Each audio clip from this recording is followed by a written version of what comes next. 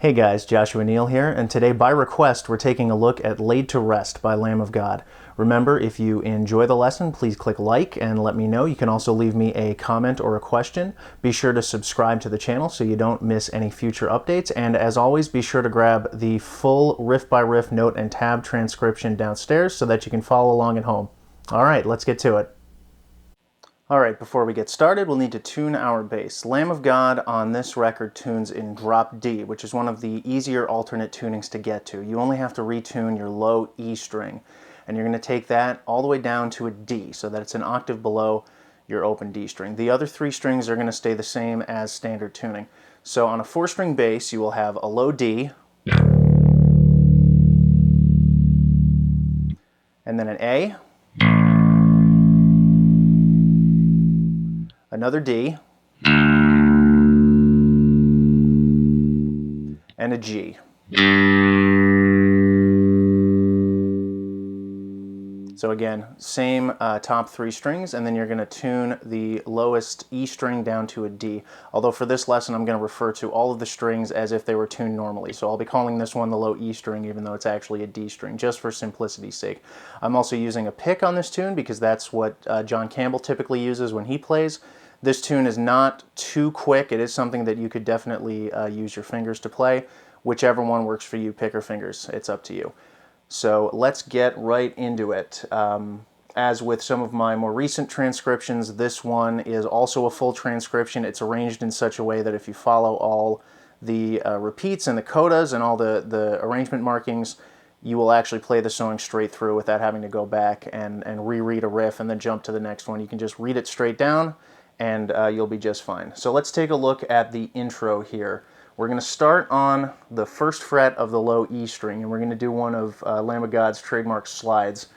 We'll start on the 1st fret, we're going to pluck it, and we're going to slide all the way up to the 10th fret without reattacking. It's going to be a slide up to the 10th fret and then back down, and we'll land on the open E string. So in context it would be, so you won't repick the 10th fret, but you will reattack the open E string when you get all the way down there. You're going to rest for almost 2 bars while the guitar does the main riff. The bass comes in on that low D, or that low E. You're going to hold that for 4 beats total, and then we get into the end of the main riff that we join the guitars on.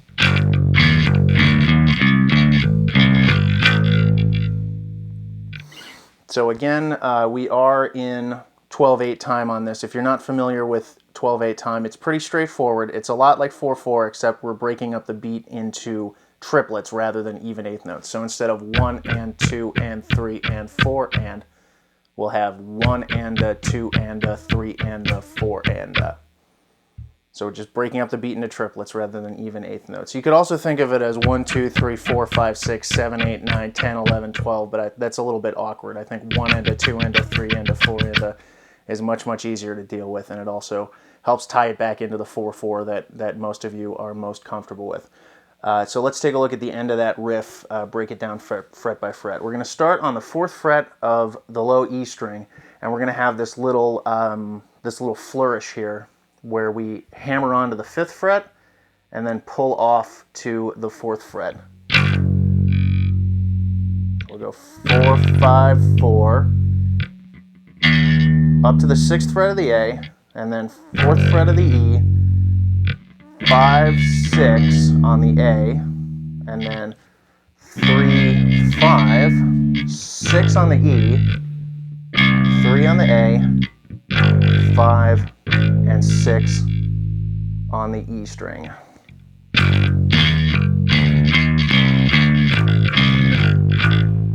Now if this little flourish is too difficult for you, because it is pretty quick, if that's a little bit too difficult, you can actually just do the hammer-on from 4 to 5 and forget about doing the pull-off. So if you were going to choose that route, and this will apply to the riff when we see it later in the song, you would go 4, 5, 6, 4 and 5 on the E string, 6 on the A string, and from there the riff would progress as normal.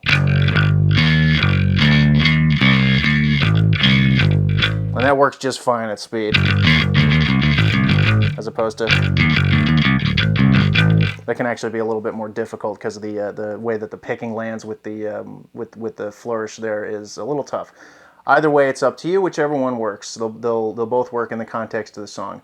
Moving on to the next riff, we've got number 1. This riff, the feel of this riff kind of changes back and forth. The first measure kind of feels like it's in 3, like you're doing even 8th notes. And then the next part of the riff feels like it's back in that 12/8 triplet feel, but I chose to keep it notated as just the 12/8 feel, just for simplicity's sake. And that riff is.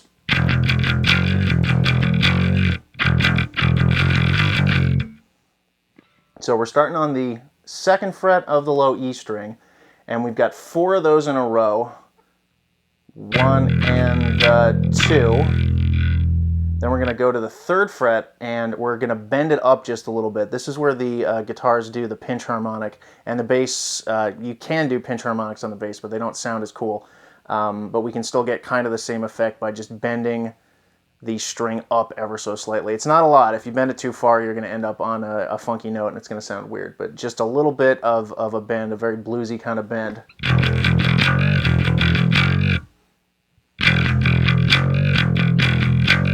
So we're going 1, 2, 3, 4, bend, 1, 2, 3, 4, bend. Then we've got these hits here. 1 and 2, 1 and 2, 3. And we've got this little run here at the end, the 1st, 2nd, and 3rd time. That's the 1st, 2nd, and 3rd ending in the transcription. 2, 3, 2, 5, 4, 3. 2, 3, 4, 5, 4, 3, all on the low string. 1st, 2nd, and 3rd time it's going to work out that way. That would be.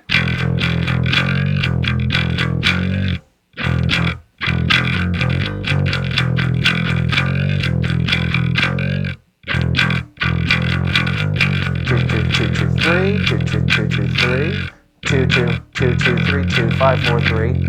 And then the last time through it, you're going to go to that 4th ending. Rhythmically, it's going to be the same, just the notes and that run at the end change. So you've still got the 4 hits on the 2nd fret followed by the bend.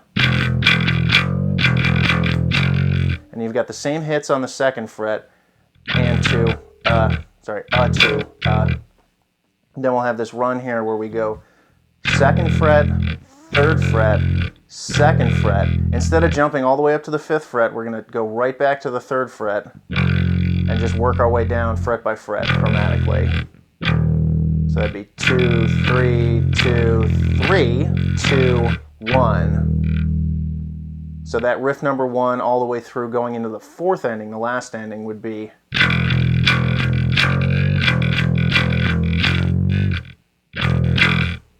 2, 3, 2, 3, 2, 1. And that takes us right into riff number 2, which you're going to play 4 times. Oop. Played that a little funny. I'm used to playing it faster.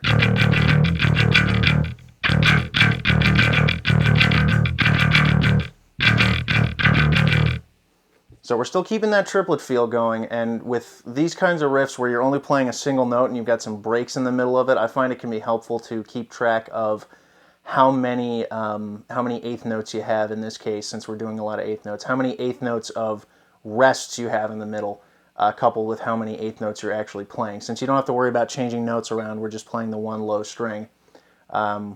We can think of it that way if it makes it easier. So we've got 5 hits on the low string. Then we rest for 1. We got 5 more hits. Then we rest for another one at the end of the measure, plus 2 more at the beginning of the next measure. Then we've got 2 hits on the open string. Rest for 1. Another hit. Rest for 1. And then 4 more hits, followed by a single rest.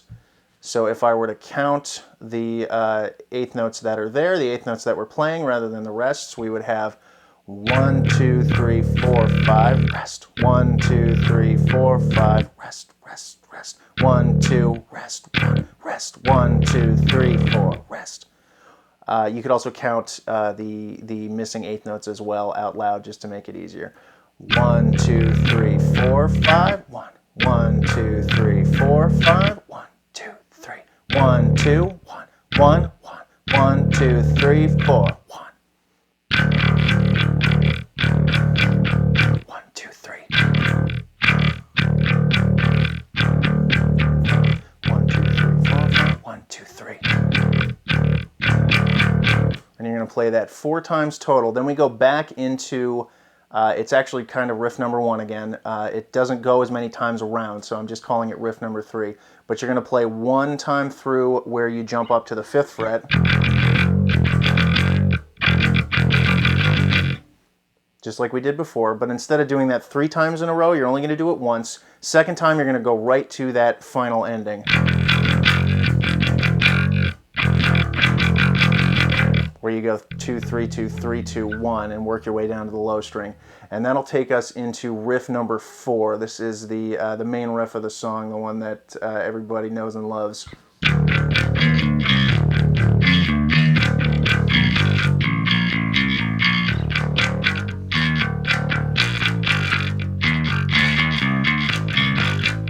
So let's break that one down. For a lot of the riff, you're going to be playing 3 open low strings in a row, followed by some kind of higher riff, or some kind of higher run. So let's break that down. We've got those 3 hits on the low string. Then we're going to grab the 6th fret of the A string, to the 5th fret, to the 3rd fret. 6, 5, 3. Then we're going to have 3 more low strings, up to the 8th fret here of the A string, 8, 5, and 6. Then we've got 3 more low strings, and this is where it gets kind of tricky. 1st fret on the A string to the 5th fret, 4th fret of the low string. Then we've got open A, 1, open, 3, open, 1. So far we've got 6, 5, 3, 8, 5, 6, 1, 5, 4, open, 1, 3, 1.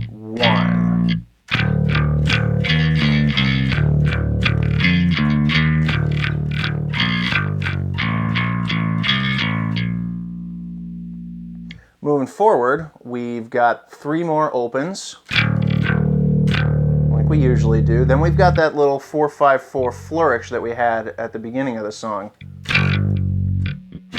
up to the 6th fret of the A string.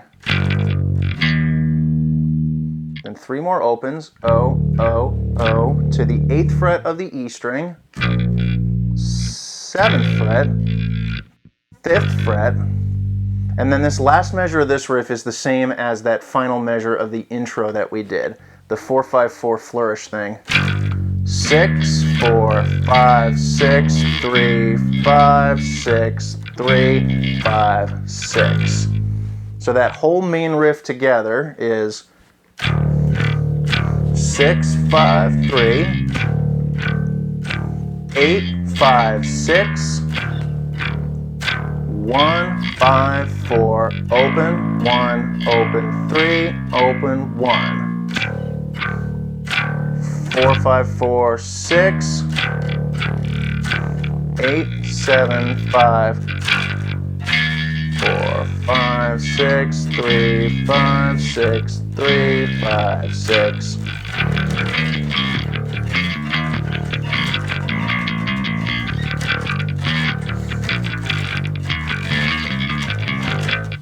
You're going to play that a total of 4 times, and then that takes us into riff number 5, which is the chorus riff. This one is a whole lot easier to deal with compared to that one.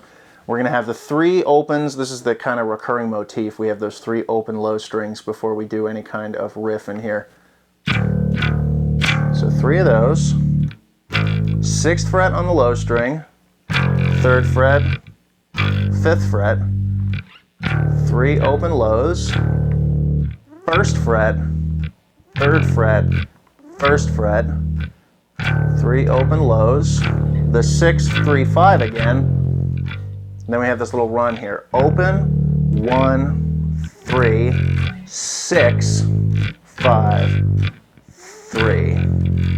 And this comes up so fast that whatever finger you land on that 3rd fret, I strongly recommend that that be the finger that plays the 6th fret, because you're going to have to just real quick slide up.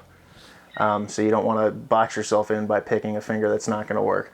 Putting riff number 5 all together, we'd have 6, 3, 5, 1, 3, 1, 6, 3, 5, 1, 3, 6, 5, 3.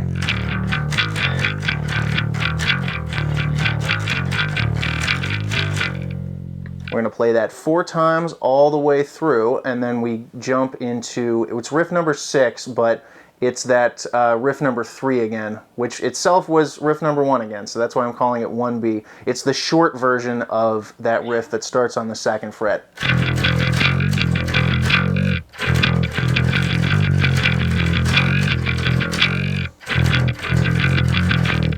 And then you're back into the main riff there. You'll play the main riff, you'll play the chorus riff again, and from there, if you're not familiar with these arrangement markings, at the end of riff number 6, we had a DS al coda. That means to go back to the sign and then take the coda. Now the sign is up at the very top of page number 2. It's that crazy symbol that looks like an S and a % sign had a baby.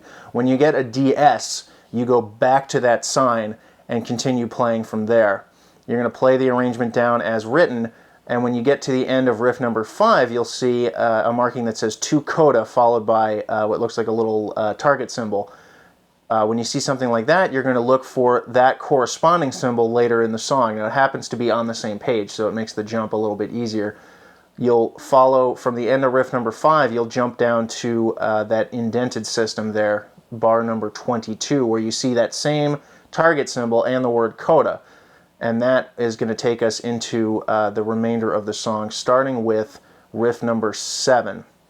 And this is riff number 2, essentially. It's very similar to riff number 2, except instead of being on the open string, you're going to be on the 1st fret. But the rhythm is going to be the same.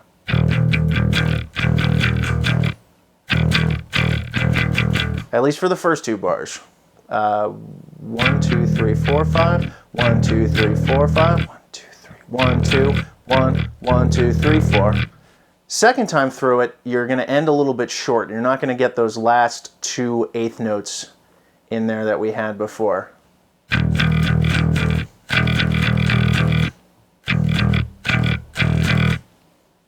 You're going to end short there, and then it actually does not continue in time for a moment. There's that vocal break, and the song kind of stops. It's not actually a full beat within the context of the recording, so you just have to kind of feel it out and be ready to catch it. If you're playing this live with your band, you would all be making eye contact and make sure that you all came in right at the correct point. But since you're playing with a recording that nobody can see you, you just kind of have to catch it right there. So continuing on, riff number 8, this is that riff number 2 again, and it is actually the exact same thing. It's the low open string following that exact same rhythm from before. That thing, 1, 2, 3, 4, 5, 1, 2, 3, 4, 5, 1, 2, 3, 1, 2, 1, 1, 2, 3, 4. You're going to play that 7 times through all the way, and then coming out of it, you're going to only play the first measure of it. Those guys, 1, 2, 3, 4, 5, 1, 2, 3, 4, 5. Next measure is just guitar and drums. There's actually no bass in it that I can hear. And that takes us into riff number 9, which is the chorus riff again.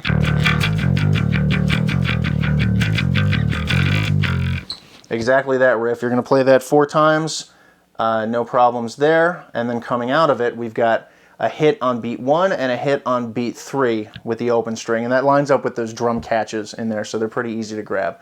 1, 2, 3, 4. Now from here, the time signature changes and the tempo changes a little bit. What actually happens, I wanted to make it as clear as possible if you're practicing it with a metronome, but the song goes into a 2 feel or a 2/8 eighth note per beat feel rather than a triplet feel. So rather than trying to fit that into the 12/8 that I had before, we've switched into 3/4. We've gone a little bit faster. The actual speed of the eighth notes themselves has not changed. It's just kind of where the accents are in the measures and the drum beat that's being played. But the actual speed of the song, the actual speed of the eighth notes, that isn't any different. This is just to make it a little bit easier to read.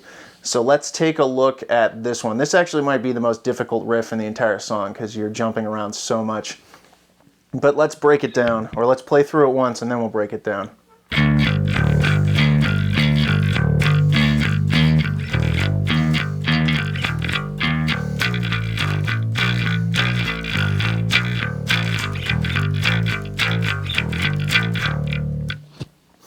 So there's a different way to play that too, and I'll show you the alternate way. This was just the one that worked for me. So we're going to start on the 5th fret of the A string, and we're going to have this little 5th fret sequence here. 5 on the A, 5 on the E, open, 5, back to 5 on the A, and 5 on the E. Now we're going to repeat that measure again, so it'll be two in a row there.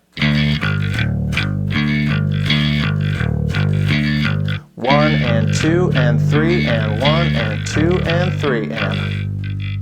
Then we're going to move a couple of these notes up, specifically this one and this one. Now the way I like to play this riff, because I'm more comfortable with shifting than I am with reaching across vast frets and multiple strings, is 6th fret on the A string, 5th fret on the E, 1 on the E, back to 5, then 6 on the A, 5 on the E. So that's 6, 5, 1, 5, 6, 5. And then you'll do that again, almost again. 6, 5, 1, 5, 6. And then instead of ending on the 5th fret here, you're actually going to end on an open. And this is to help us shift over to the next part of the riff.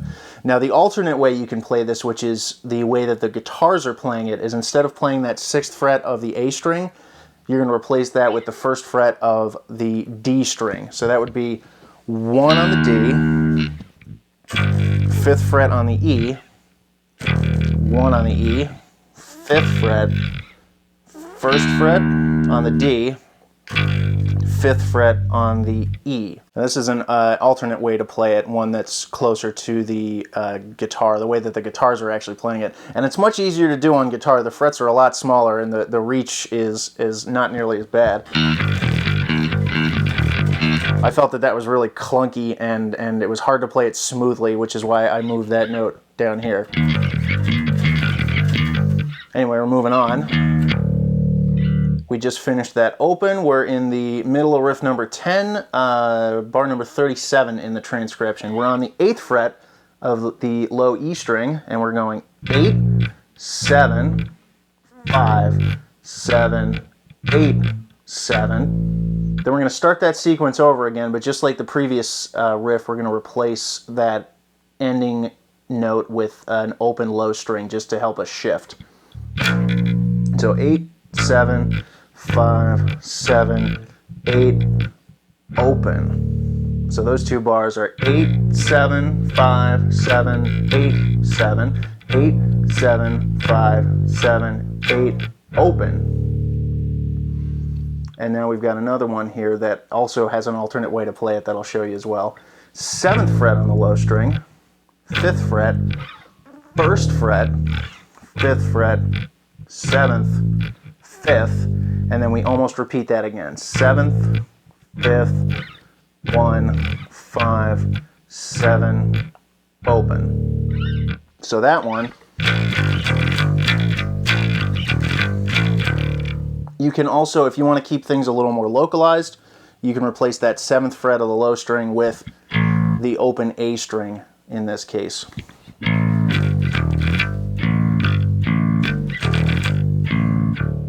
I felt that was also a little messy, at least for me. It was difficult to get all the strings to mute properly, and since I was going to be shifting around anyway, I might as well play that open A string on the low string in order to get that to work out. So let's go through riff number 10 piece by piece, just so we can put all of those parts together, starting on the 5th fret of the A string.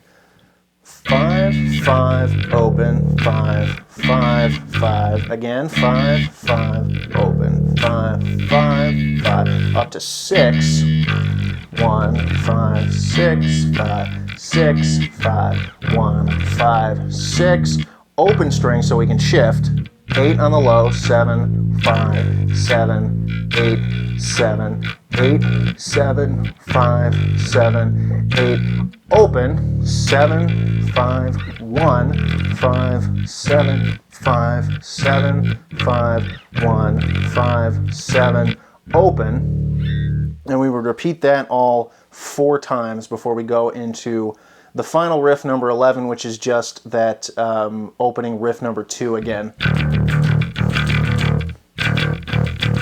And you'll play that 4 times. And that's it. There it is, guys. Hope you enjoyed the lesson. If you did, be sure to click like and let me know. You can also leave me any comments or questions you may have below. If you haven't done it, be sure to subscribe to the channel so you don't miss any future updates. And as always, grab that full riff by riff note and tab transcription downstairs so that you can practice this one at home. And until next time,